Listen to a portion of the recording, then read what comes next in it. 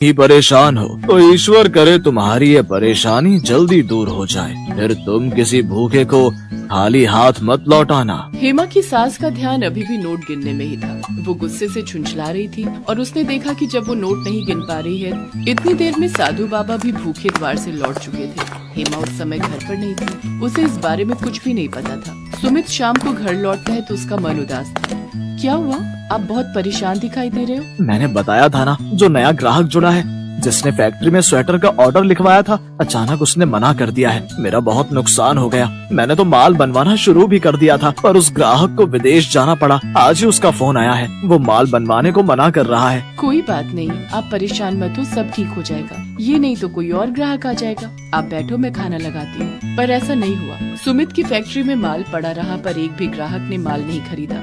धीरे धीरे सुमित का सारा काम ठप हो गया और वो कर्जे में डूब गया। घर में पैसों की तंगी आ गई। हेमा और उसकी सास दोनों के सारे गहने बिक गए। मकान गिरवी रखना पड़ा।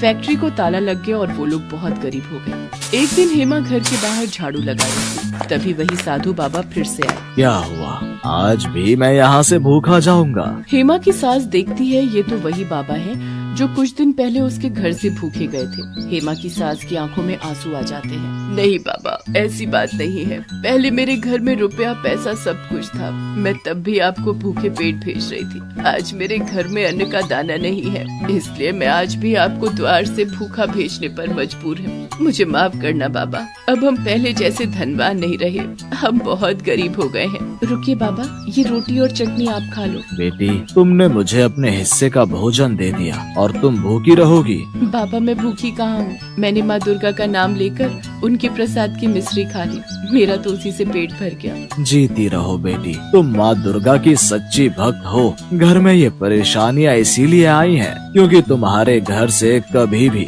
किसी गरीब और बेसहारा को दान पुण्य नहीं हुआ था। तुम माँ दुर्गा के नव